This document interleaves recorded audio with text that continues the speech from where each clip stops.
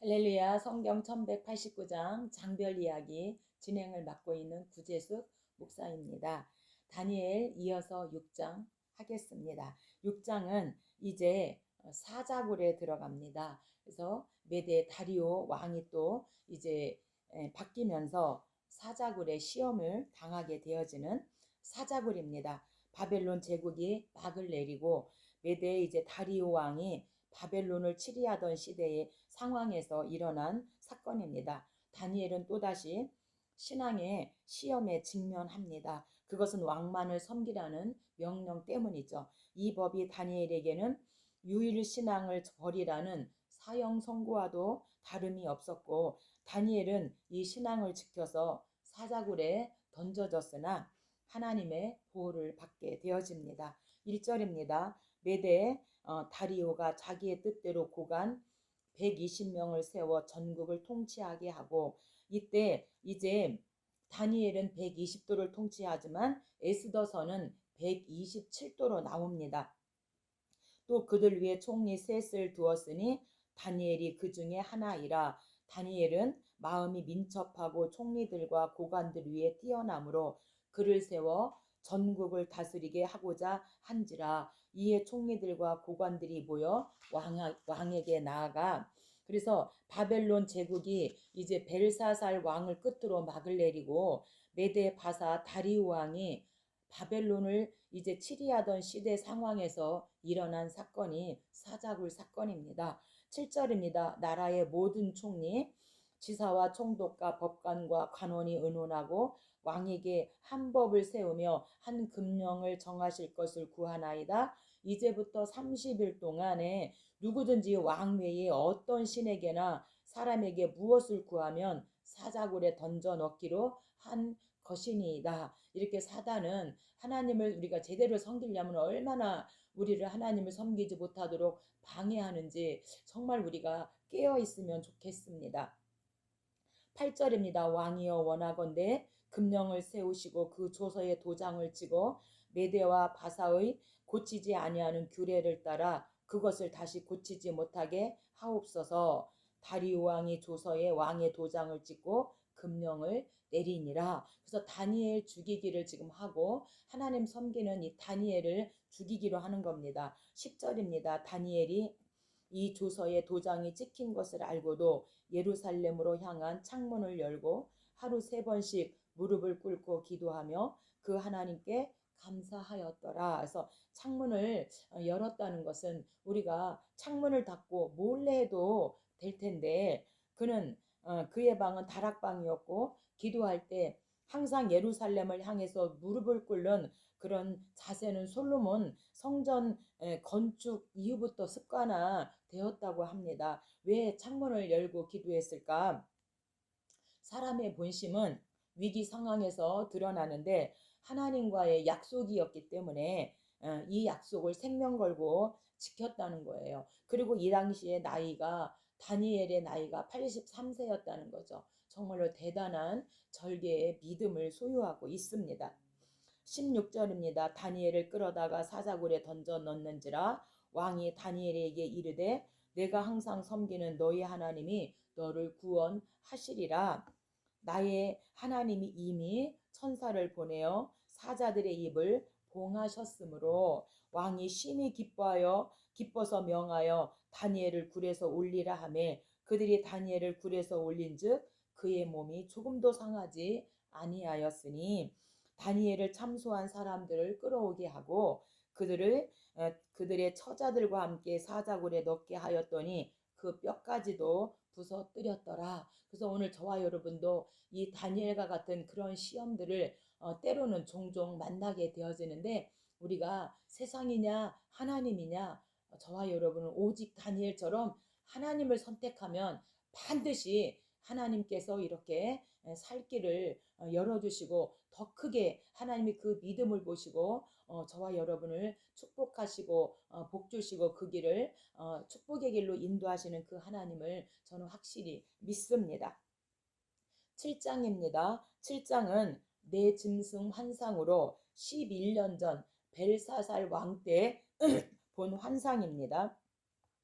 본장의 환상은 앞장의 사건보다 11년 전인 벨사살 왕 1년에 발생한 일로 다니엘이 본 짐승들을 차례대로 바벨론, 메데, 바사, 알렉산더 제국, 헬라저, 로마 세 개의 제국을 상징하고 있습니다. 그러므로 이 환상은 역사의 흥망성쇠를 교훈한 것으로 그 같은 세계 역사의 전개 과정도 결국 하나님의 그 왕국 주권자에 의해 지배될 수밖에 없음을 다니엘을 통해서 말씀해주고 있습니다. 1절입니다. 바벨론 벨사살 왕 원년에 다니엘이 그의 침상에서 꿈을 꾸며 머릿속으로 환상을 받고 그 꿈을 기록하며 그 일의 대략을 진술하니라.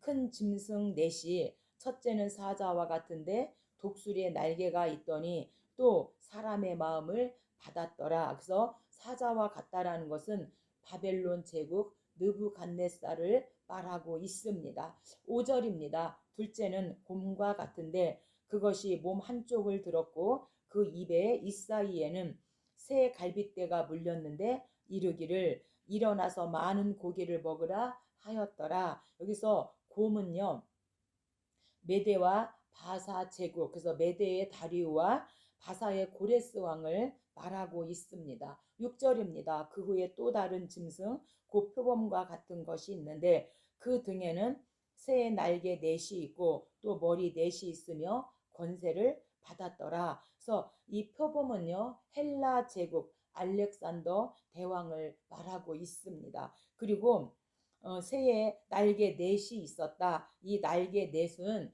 알렉산더가 33세에 죽고 4명의 장군에 의해서 4개의 나라로 나뉘는 것을 말하고 있죠. 그래서 프톨레미 왕조, 셀루쿠스 왕조, 리시마쿠스 왕조, 안티파터 왕조 이렇게 4개의 장군이 4명의 장군에 의해서 4개의 나라로 이렇게 나누어질 것을 말하고 있습니다. 7절입니다. 넷째 짐승은 새로 된 큰 이가 있어서 또 열뿔이 있더라. 여기서 열뿔은 로마 제국입니다. 어느 나라보다 강대하고 잔인함을 강조하고 있습니다. 다른 짐승보다 상세하게 인상적으로 묘사하고 있는데 모든 것을 부수고 멸하는 가공할 만한 힘과 파괴성이 이 신상의 넷째 부분의 특징과 일치하고 있습니다.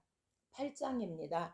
8장은 순양과 순념소 환상입니다. 순양과 순년소에 대한 환상과 해석으로 순양은 메대와 바사 제국을, 순념소는 그리스 헬라 제국을 상징하고 있습니다. 즉 바벨론 멸망 후 근동의 지배권을 놓고 벌인 그런 다툼을 묘사한 것으로 본문은 이 같은 역사적인 사건을 배경으로 한 것뿐 아니라 먹고 먹히는 싸움으로 점철된 전체 역사에 대한 조망이기도 합니다. 1절입니다. 벨사살 왕 제3년에 다시 환상이 나타나니라. 그래서 다니엘서는 12장까지 있는데 환상이 9장을 차지하고 있지요. 3절 돛불 가진 순양 메대와 바사이죠. 그 순양이 서쪽과 북쪽과 남쪽을 향하여 받으나 그것을 당할 짐승이 하나도 없고 그것이 원하는 대로 행하고 강하여 졌더라.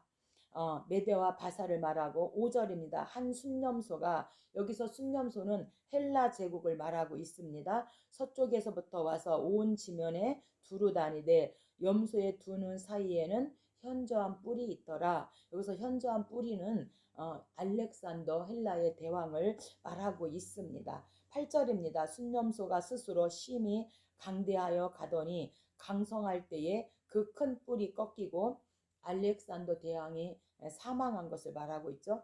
그 대신에 현저한 뿔 넷이 4개의 나라 4명의 장군에 의해서 4개의 나라로 분열될 것을 말하고 있습니다. 하늘 사방을 향하여 났더라. 그래서 순념소는 헬라 제국 알렉산더 대왕을 말하고 있고 큰 뿔이 꺾였다는 것은 알렉산더 대왕이 사망한 것을 말하고 있고 현저한 뿔 넷은 4개의 나라로 분열될 것을 말하고 있습니다. 그래서 장군들 4명의 장군들 4개의 나라 프톨레미, 셀루쿠스, 리시마쿠스, 안티파터. 그래서 프톨레미 왕조는 애굽 쪽이고 셀루쿠스 왕조는 시리아 쪽이고 리시마쿠스는 소아시아 쪽이고 안티파터는 마게도냐 쪽으로 이렇게 네 개의 나라로 나누어질 것을 말하고 있습니다. 20절입니다. 내가 본바 둣불 가진 순양은 메대와 바사 왕들이요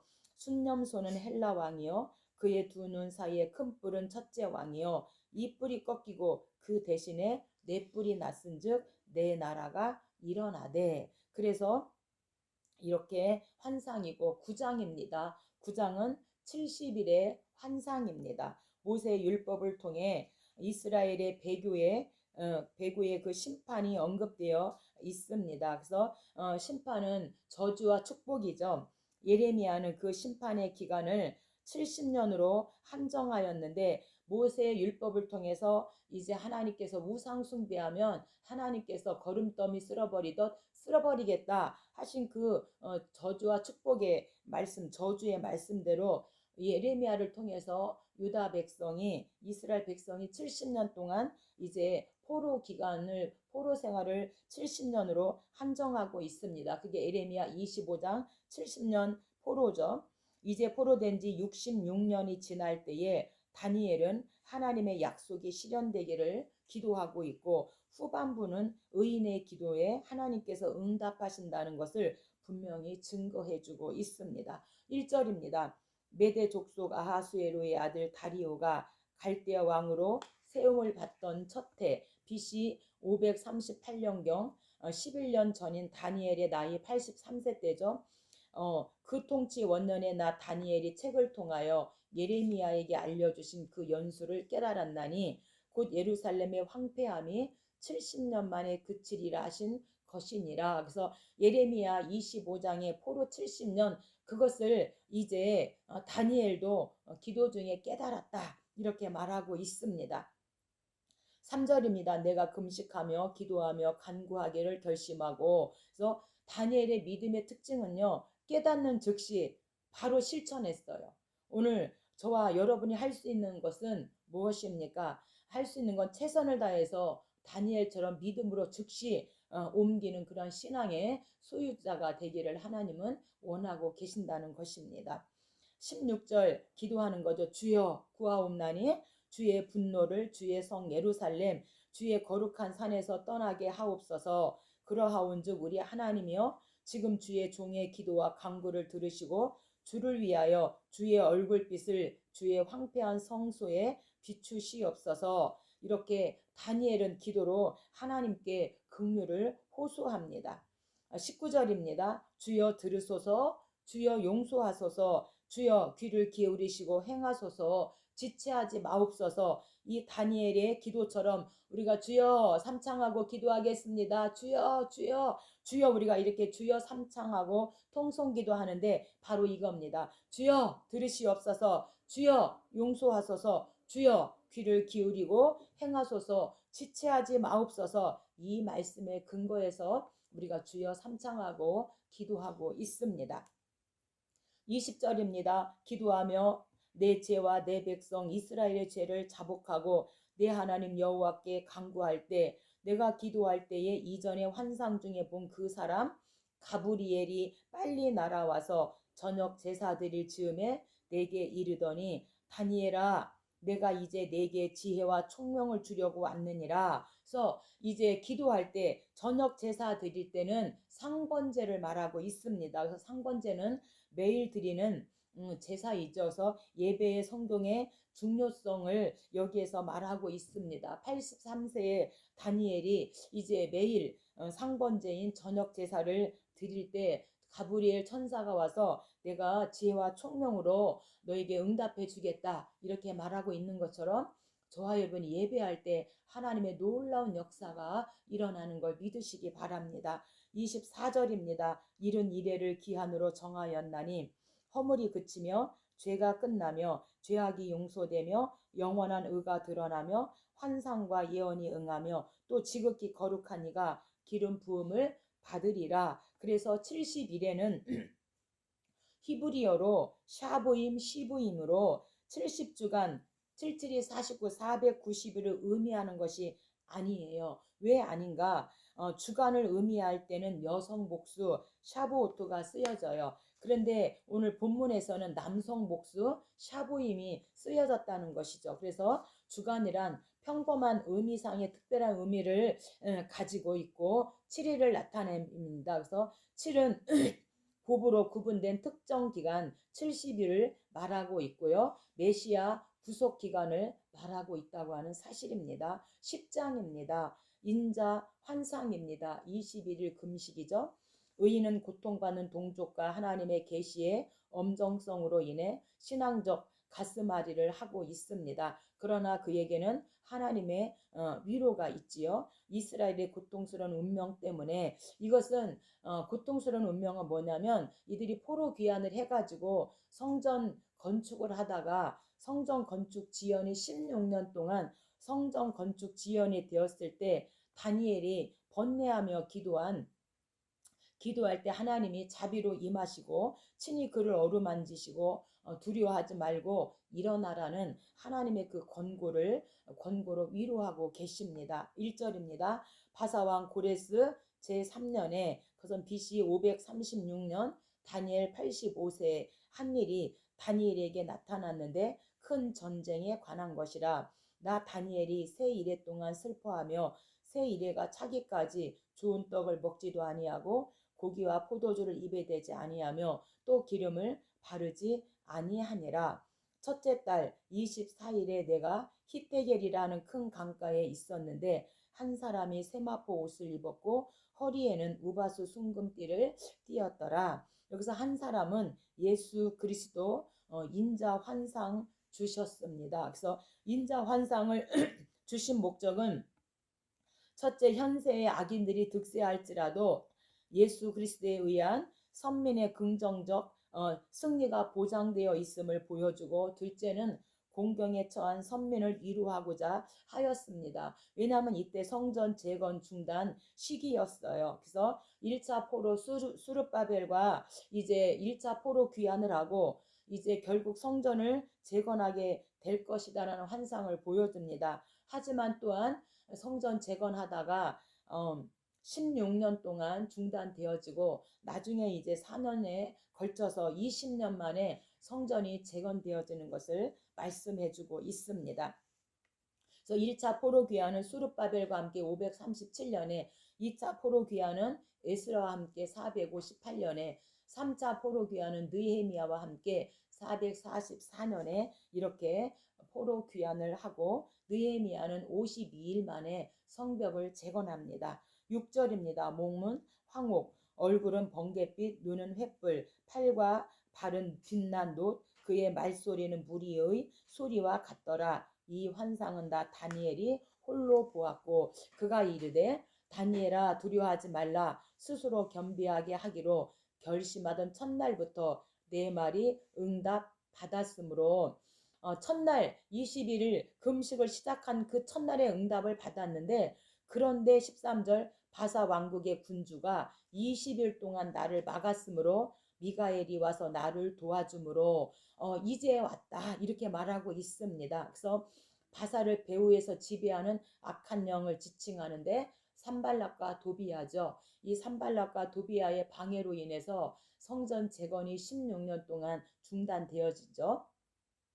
14절입니다. 내가 마지막 날에 내 백성이 당할 일을 내게 깨닫게 하러 왔노라. 이 환상은 오랜 후의 일임이라 하더라. 그래서 마지막 날에는 기도할 때에 응답이 올 때까지 기도하는 것이 중요합니다. 이미 첫날에 응답이 왔음에도 20일 동안 지체됐기 때문에 우리가 끝까지 응답을 주실 때까지 기도하라는 것이고요. 우리를 지배하는 악한 영이 항상 우리 배후에 있다는 거죠. 그렇지만 반드시 우리는 우리의 응답을 방해하지만 우리 하나님이 반드시 함께 하시고 그 사단 마귀 배후에 역사하는 악한 영을 물리쳐 주신다는 것입니다. 11장입니다. 열방 예언입니다. 바사 제국의 멸망과 헬라의 등장, 알렉산더 사후의 프톨레미 왕조, 그 다음에 셀루쿠스 왕조 간의 이런 쟁투에 대해서 말하고 있습니다. 안티오쿠스 에피파네토의 등장과 그가 자행한 유대교 박해 및 최후가 20절에서 45절에 기록되어 있고, 이 같은 기록은 세속 정권조차도 하나님의 섭리를 벗어날 수 없다는 사실을 인식시켜 줍니다. 그래서 알렉산더가 이제 죽고 난 다음에 이 네 개의 나라로 분열되어졌는데, 프톨레미 왕조와 이 셀루쿠스 왕조 간에 이 엄청난 그런 전쟁이 있었다고 하는 사실이죠. 1절입니다. 내가 가브리엘 천사 메대 사람 다리오 원년에 일어나 그를 도와서 그를 강하게 한 일이 있었느니라. 그래서 내가 이 메대 사람 다리오 원년에 그를 도왔다. 그래서 그를 강하게 한 일이 있었다는 것은 바사 고레스, 그래서 바벨론을 바사 고레스가 정복할 때 천사 가브리엘이 도와줬다, 이렇게 말하고 있습니다. 그래서 우리가 이사야 45장에 보면 이제 하나님께서 이 천사를 통해서 흑암 중에 보화와 숨은 재물을 주어서 이제 바사 고레스를 도와주겠다, 이렇게 약속하신 이 약속의 내용인 것이죠. 2절입니다. 내가 참된 것을 내게 보이리라. 보라, 바사에서 또 새 왕들이 일어날 것이요 그 후에 넷째는 그들보다 심히 부유할 것이며 장차 한 능력 있는 왕이 일어나서, 그래서 바사 제국을 멸망시킨 이 헬라 알렉산더 대왕을 말하고 있습니다. 4절입니다. 그가 강성할 때에 그의 나라가 갈라져 천하사방에 나누일 것이나, 알렉산더가 죽은 후에 부하 장군 4명이 4개의 나라로 분열될 것을 말하고 있죠. 그래서 프톨레미 왕조, 셀루쿠스 왕조, 리시마쿠스 왕조, 안티파스 왕조로 이렇게 분열될 것을 말하고 있습니다. 5절입니다. 남방 왕들은 그 군주들 중 하나는 그보다 강하여 권세를 떨치리니 그의 권세가 심히 클 것이요. 그래서 남방의 왕은 애굽 지역을 통치할 프톨레미 왕조를 말하고 있습니다. 마지막 12장 마지막 때입니다. 이때는 메대 다리오 원년입니다. 종말에 임할 환난과 그것을 통과한 자에게 주어질 상급, 그리고 적그리스도의 최후 심판을 언급함으로 성도들에게 소망을 주고 있습니다. 그러나 한 가지 의문, 즉 종말의 시기에 대한 하나님의 대답은 당신 외에, 하나님 외에는 아무도 알 수 없다고 마태복음 24장 재림 징조에 대해서도 말씀하고 있습니다. 그러므로 성도는 종말의 시기에 연연하지 말고, 할렐루야, 순간순간을 성실과 믿음으로 살아가야 될 것을 말하고 있습니다. 너무나 우리가 종말의 시기에 이렇게 관심들이 많아서 우리가 잘못된 길로 가고 이단에 우리가 빠질 수가 있는데, 하나님 주님도 모르고 하나님 아버지밖에 모른다고 했기 때문에 우리가 그 정말로 종말 시기에 연연하지 말고 순간순간 최선을 다해 성실과 믿음으로 다니엘처럼, 그의 친구처럼 믿음을 지키고 살아가면 좋겠습니다. 1절입니다. 그때까지 없던 환란일 것이며, 여기서 그때까지 없던 환란은 마지막 때를 말하고 있습니다. 그래서 그때까지 없던 환란은 적그리스도 때문에 세상 끝날에 있을 대환란, 그래서 요한계시록 재림 두 짐승에서 재림 예수님이 적그리스도와 거짓 선지자와 전쟁하는 이 아마겟돈 전쟁을 말하고 있습니다. 땅의 티끌 가운데 자는 자 중에서 많은 사람이 깨어나 영생을 받은 자도 있겠고, 수치를 당하여 영원히 부끄러움을 당할 자도 있을 것이며, 그래서 지혜 있는 자는 궁창의 별과 같이 빛날 것이요 많은 사람을 옳은 대로 돌아오게 한 자는 별과 같이 영원토록 빛나리라. 다니엘아, 마지막 때까지 이 말을 간수하고 이 글을 봉함하라. 많은 사람이 빨리 왕래하며 지식이 더하리라. 그래서 이제 다니엘서의 결론은요, 16세 때에 이제 바벨론 포로로 잡혀가서 음식 신앙에서 절개 신앙으로, 변치 않는 신앙으로 85세까지 그렇게 믿음을 지키고 깨닫는 즉시 실천하는 그런 신앙의 사람이 다니엘이었습니다. 오늘 저와 여러분도 이 다니엘서를 통하여 다니엘과 같이 어떠한 어려움이 있다 할지라도 정말 우리가 때로는